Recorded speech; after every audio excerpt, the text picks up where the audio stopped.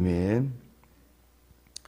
항상 우리가 기억해야 되는 것, 우리에게 주어진 건 약속이라는 거예요. 약속인데 그 약속을 이제 어떻게 바라보느냐가 우리의 자세입니다. 우리 율법으로 구원에 이르지 않았다고 바울은 계속 이야기하는 거예요. 율법, 행위, 행함이라는 건 아니라는 거죠. 그러나 이 행위와 행함이 꼭 필요 없는 것은 아니라는 거예요. 그런데 다만 잊지 말아야 할 것, 이것으로 말미암아 우리가 그 자리, 그러니까 평가를 그렇게 하면 안 된다는 것이죠. 우리도 모르게 11살 된 이제 아이가, 셋째가 7살 된 넷째 아이를 보면서 왜 나도 저렇게 해주지 않느냐 할 때가 있어요. 왜 나도 저렇게 해줬으면 좋겠다. 11살 정도 됐으면 이제는 조금 더 달라져야겠죠.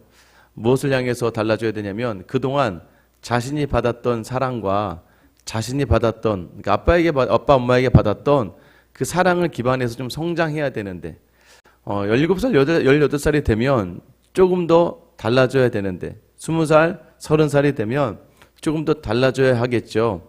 그런데 우리가 조금 더 달라진 모습을 했다고 해서 그게 내 자녀고, 열심히 하니까 내 자녀고, 또 나에게 최선을 다하니까 자녀고, 그러지 않는다고 해서 자녀가 아닌 건 아닌 거죠. 율법은 무엇이냐면, 율법은 하나님의 약속을 조금 더 선명하게 비춰주기 위해서, 우리가 이제 초등학문이라는 표현도 하고 또 이제 초등교사라는 표현도 나옵니다. 율법이라는 것은 그 수준으로 가셔야 돼요. 2000년 전에, 그러니까 수천 년 전에 이제 이스라엘 백성들이 애굽 생활의 430년을 마치고 나서 어떻게 하나님을 믿는다는 것이, 하나님을 믿는다는 것이 뭔지 모르잖아요. 그러니까 이제 우리 교회도 새 가족이 오면 어떻게 하세요? 주변에 있는 분들이, 자, 예배는 몇 시에 드리는 거예요 라고 정해준 자리들이 있습니다. 또 예배 드릴 때는 어떻게 하시면 되고, 헌금은 들어올 때 헌금함이 하시면 되는 거예요. 이 모든 것들은 뭐냐면 교회에서 성도들이 모여서 참된 하나님을 참된 마음으로 예배하기 위하여 우리가 만들어 놓은 하나의 규범들이죠. 이게 이제 율법과 같은 것들이죠. 처음에 애굽에서 나와서 어떻게 하나님을 믿는지, 하나님을 섬긴다는 것이 무엇인지 잘 모르니까. 그런데 문제는 그 틀에 자꾸 매이다 보면 그 본질을 자꾸 놓치게 된다는 거예요.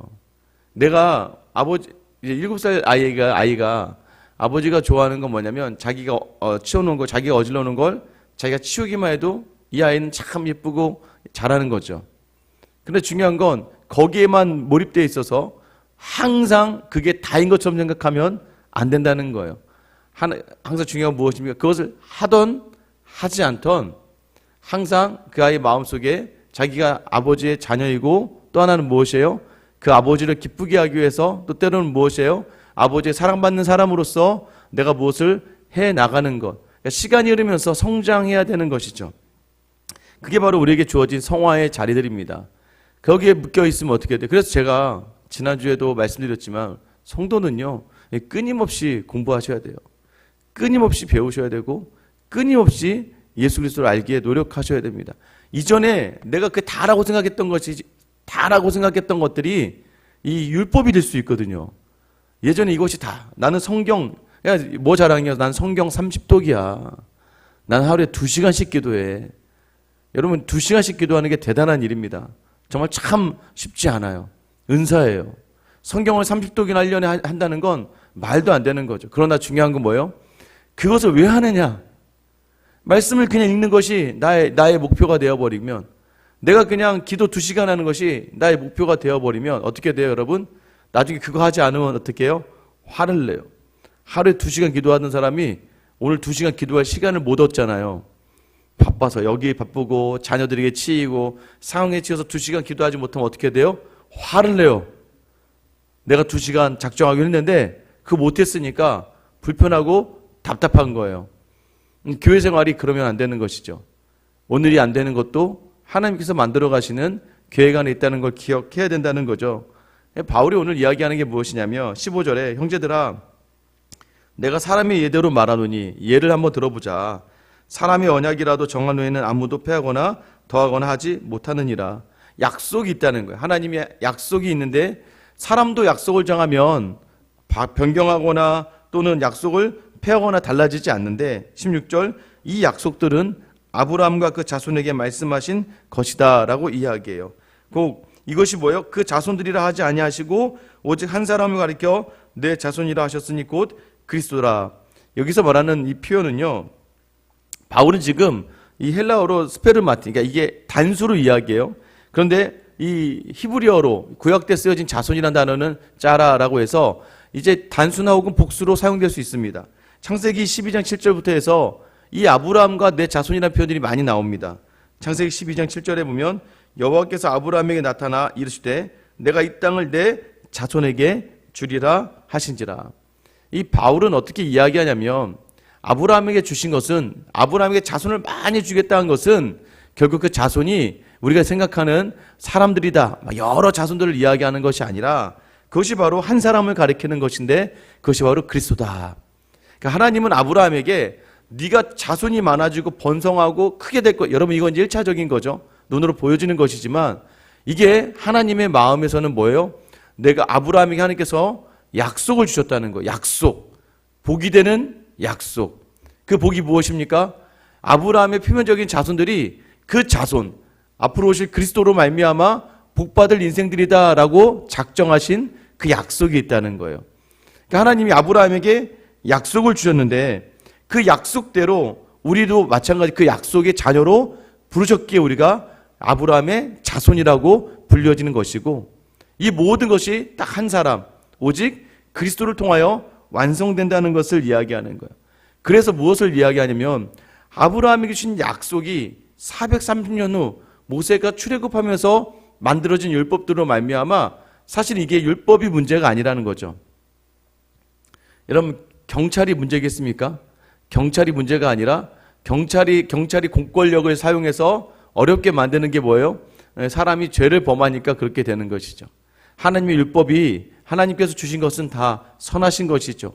그런데 우리 인간이 그 율법을 요리조리 자기 편한 대로 해석하고 자기가 좋은 대로 남용하니까 이 율법이 더럽혀지는 것이죠. 하나님의 율법이 더럽혀집니다. 반대로 얘기할게요. 우리는 거룩한 존재가 아니란 말이에요. 우리는 죄악된 존재란 말이에요. 여러분이 아무리 성경을 백독을 하셔도 하루에 막 10시간씩 기도를 하셔도 우리 안에 있는 죄성, 인간의 본성에 있는 그 죄라는 것이 계속해서 우리 육체의 편안함과 안위함과 나의 자랑과 유익을 쫓아갈 수밖에 없게 되는 거예요.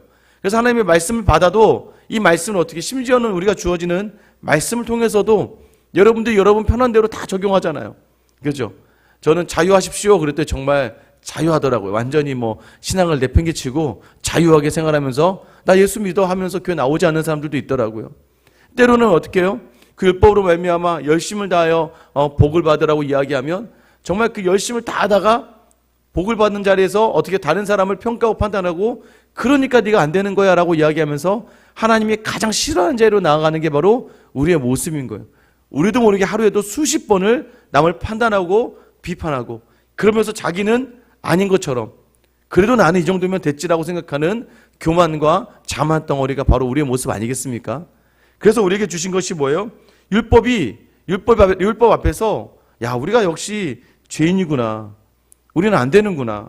왜 그러냐면 19절 말씀 보시면 그런즉 율법은 무엇이냐? 범법함으로 더해진 것이라 천사들을 통하여 한 중보자의 손으로 베푸신 것인데 약속하신 자손이 오시기까지 있을 것이라. 그 중보자는 한편만 위한 자가 아니라 하나님은 한 분이시니라.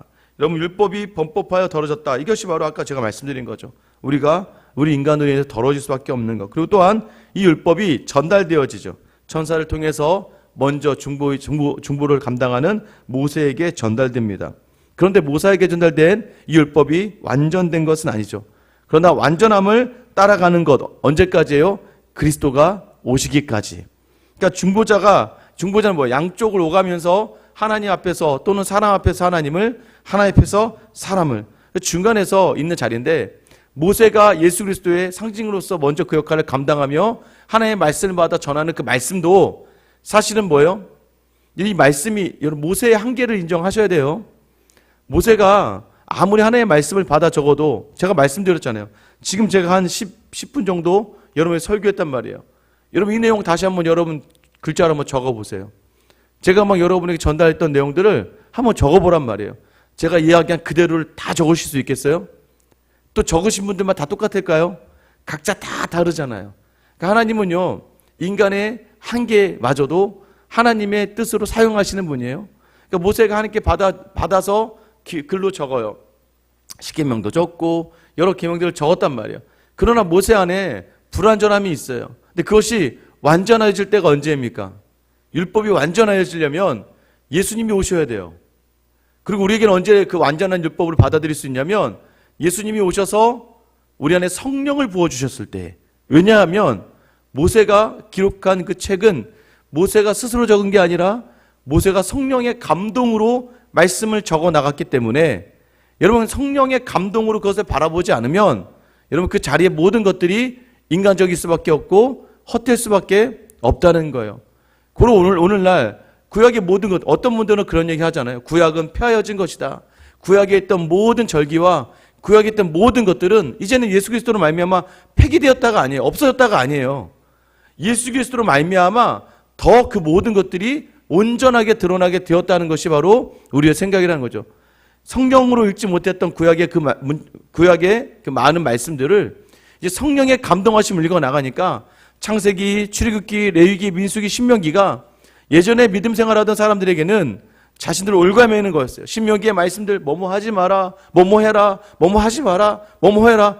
여러분 이것이 우리를 올가매게 되었으나 이제는 예수 그리스도로 말미암아 주어지는 성령을 통해 다시 바라보니까 뭐뭐 해라. 왜? 주님이 나를 끝까지 사랑하셨기에 그 사랑 담아 해라. 뭐뭐 하지 마라. 왜? 나를 사랑하시는 주님이 가슴 아파하시니까. 우리가 죄의 길로 가는 것에 대해서, 인간적인 길로 가는 것에 대해서 가슴 아파하니까 하지 않는 거예요. 여러분 회복하는 거예요. 뭘 회복하는 거예요? 본질을 회복하고 목적을 회복하는 자리로 가는 것이 바로 은혜라는 거예요. 은혜. 그래서 율법의 자리들을 더 확실하게 만들어져 가는 것.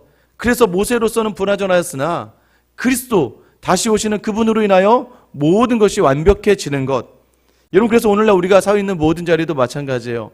무엇을 하든 무엇을 안 하든 그리스도가 내 안에 계시고 내 안에 그리스도가 사시면 모든 자리가 다 하나님이 원하시는 자리가 될 줄 믿으시기 바랍니다. 그렇게 자유하라는 거예요. 뭘 하지 마라, 뭘 해라가 아니라 은혜가 있으면 그 은혜에 반응하며 나아가는 것이고 은혜가 없을 땐 때로는 그 은혜를 구하며 있고 하나님은 은혜 구하는 자에게 반드시 은혜를 주시는 분이니까 그 은혜를 받아서 모든 것들 다시 완전한 그 사랑으로 감당하라는 것이죠. 21절과 22절 말씀 보면 그러면 율법이 하나님의 약속들과 반대되는 것이냐? 결코 그럴 수 없느니라. 만일 능히 살게 하는 율법을 주셨더라면 의가 반드시 율법으로 말미암았으리라. 그러나 성경이 모든 것을 저 아래 가두었으니 이는 예수 그리스도를 믿음으로 말미암는 약속을 믿는 자들에게 주려 함이라. 결국 뭐예요? 그 그리스도께서 주시는 성령의 역사를 통하지 않으면, 그 은혜를 통하지 않으면 이 성경은요 그냥 책과 다름없는 거예요. 그래서 스님들이, 그래서 많은 인류학자들이, 인문학자들이 성경을 수십 번씩 읽어가고 성경을 이렇게 묵상을 해도 그 안에 감동이 없고 하나님을 향한 마음이 없고 삶의 변화가 없는 건 그냥 하나의 인간적인 책일 뿐이에요. 왜요? 성령이 담기지 않으니까. 율법이 마찬가지. 여러분도 오늘 마찬가지입니다. 예배드리는 이 자리도, 섬기는 그 자리도, 헌신하는 그 모든 자리도, 가정을 섬기는 자리도 예수님이 담기지 않으면 여러분 그저 안 믿는 사람과 다를 바가 하나도 없는 그런 인생일 뿐이라는 거예요. 교회에 나오는 모든 섬김의 자리가 그저 종교적인 행위일 거라는 종교적인 행위일 뿐인 걸 지금 이야기하는 것이죠. 여러분 기억하셔야 됩니다. 오늘 율법으로는 절대 그 의를 이룰 수가 없어요. 율법 뭐 행위예요. 오늘 내가 새벽기도 나왔다고 새벽기도만 잘 나온다고 해서 구원받는 게 아니란 말이에요. 이 자리는 내게 은혜 주신 분을 향한 기대와 소망과 감사로 나와서 오늘 하루의 시작을 말씀으로 하나님과 함께 살아가기를 소망하는 마음을 담아 나아가니까 이 자리가 의미가 있는 거예요. 오늘도 여러분 새롭게 하셔야 돼요. 그저 또 여러분 이 자리에 오셔서, 제가 말씀드리잖아요. 이 자리에 오셔서 기도를 시작하시면 여러분 재밌는 게 뭔지 아세요? 야, 참 신기해요. 제가 뭐 일부러 그런 거 아니었지만 예전 교회에서 딱 앉아 계시면 제 옆쪽에 앉는 권사님이 한 분 계셨어요. 그런데 정말 기도가 딱 시작한가 동시에 제가 이제 매일 이제 새벽 기도를 나갔으니까 옆에 계시면 어쩜 그렇게 매일 기도가 똑같은지 모르겠어요. 기도가 똑같다는 얘기는 뭐냐면 물론 기도 제목은 같겠죠. 그런데 뭐라죠? 이 레파토리가 이미 무슨 주술을 외우는 것처럼 그 기도의 모든 것이 똑같이 흘러가시는 거예요. 간절한 마음을 제가 뭐 기도를 평가하는 게 아니라 한번 저는 그런데 저도 마찬가지더라고요. 저도 어느 날 정신줄을 딱 놓고 그냥 기도하기 시작하면 제가 그냥 하는 기도가 그대로 쭉 나올 때가 있어요. 기도도 이게 오래되면 습관이라 자기 했던 기도가 그대로 나오더라고요. 그리고 나는 기도 다 했다. 정해진 기도가 있거든요. 적어놓은 기도의 제목들이 있거든요. 오늘 내 할당량이 있단 말이에요. 이거 다 하고 나야 내가 좀 불편하지 않아요. 왜냐면 누구 기도해 주기로 했고 누군가를 위해서 해주기로 했던 것들이 있으니까 다 적어놓은 거. 내가 적어놓은 거 오늘도 기도 시작하면서 꼭 내가 정한 기도 딱 끝나고 나올 때가 있단 말이에요. 마치 일을 해소하고 나오는 것처럼 무언가 맡겨진 일을 끝내야 되는 것처럼 이 기도를 드려질 때가 있다는 것이죠. 오늘 새벽만큼은 다시 한번 하나님과 진솔하게 여러분이 나아가셨으면 좋겠어요. 틀도 없고 형식도 없고 아버지께 이야기하듯이 아버지에게 이야기하는데 1번 아버지, 2번 아버지, 3번 이렇게 이야기하는 거 아니잖아요. 우리 안에 정말로 은혜로 주신 그 은혜로 말미암아 다시 여러분 또 1번이라 정해져 할지라도 오늘은 조금 더 마음을 담아서 기도할 수 있는 여러분 되시기를 축원합니다. 여러분 그리고 가정도 마찬가지, 직장도 마찬가지예요. 오늘 이 말씀 주신 건 뭐예요? 또 습관적으로 그렇게 하지 말라는 거예요. 그게 왜 무섭냐면요. 저도 그렇지만 내가 정해진 것, 저는 정말 가능한 한 무조건 10시에는 누우려고 노력을 많이 해요. 10시에 누워야 한 10시 반에 잠들 수 있으니까. 왜냐면 근데 이제 10시 반이 넘어간 순간부터 이제 저희 아이들이 장난을 치러 오거나 아빠에게 뭘 하러 오면 그때부터는 제가 막 화가 나는 거예요. 막 이제 제가 정해놓은 시간이 있어요. 이 시간에 무조건 자야 돼. 이 시간에 잠을 안 자면 나는 너무 힘들어. 내가 정해놓은 것이 누군가에게 상처가 될 수도 있다는 것이죠. 여러분 내가 정한 거잖아요. 내가 정한 거. 하나님 그렇게 한 것도 아닌데. 근데 여러분 그것에 다시 본질을 회복하면 뭐예요? 그렇게 올 수 있는 지금 첫째 아이는 요즘에 오지 않거든요. 첫째 아이가 뭐 누워있는 저한테 와서 뭐 옆에 와서 누워서 뭐 안기거나 하지 않거든요. 그때 나중에 시간 지나면 떠나가야 될 자리들. 여러분 오늘도 마찬가지입니다. 여러분에게 주어진 모든 것들이 다 은혜이면 그 자리 감사로 받으며 다시 본질을 내 남편, 내 아내를 주신 하나님 다시 한번 섬김의 자리에 본질을 담고 직장도 그래도 일할 수 있잖아요. 그래도 내가 움직일 수 있고 그곳에서 감사를 누릴 수 있으면 하나님이 주신 것으로 여기고 거기에 은혜를 담아내고 교회 모든 섬기는 자리도 마찬가지예요. 다시 한번 그 은혜로 모든 것들이 새롭게 되고 살아나는 귀한 하루를 경험한 약속 붙들고 살아가는 저와 여러분 되시길 예수님의 이름으로 축원합니다. 기도하겠습니다. 하나님, 우리가 우리의 약속으로 이 땅에 오신 예수 그리스도를 바라며 선 자리, 오늘도 그 예수님을 따라가며 겸손하게 마음 다해 하루를 살아가는 저 우리 모든 성도들이 다 되게 하여 주시옵소서.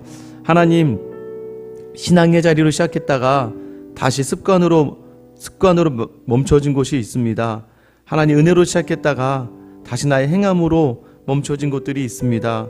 오늘도 내게 주신 가정과 내게 주신 교회와 직장과 사업의 모든 자리에서 하나님 더욱더 예수 그리스도를 담아내는 귀한 시간이 되게 하여 주시옵소서.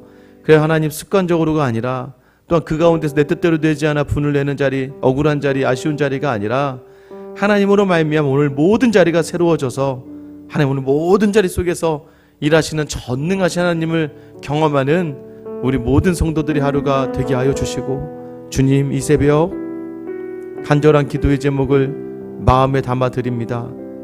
또 하나님 내가 받은 기도의 부탁의 자리들을 가지고 하나님께 진솔하게 정직하게 나아갈 때에 하나님 우리의 마음에 임재하여 주시고 오늘 하루 그 모든 기도의 제목들 응답받는 역사가 있게 하여 주시고, 아버지 하나님 그 기도의 제목보다 더 크신 하나님을 내 마음에 담아 그리스도를 내 마음에 담아 복된 하루를 살아가는 우리 모든 성도를 다 되게 하여 주시옵소서. 우리에게 허락하신 약속되신 예수 그리스도의 이름 받들어 기도드립니다. 아멘.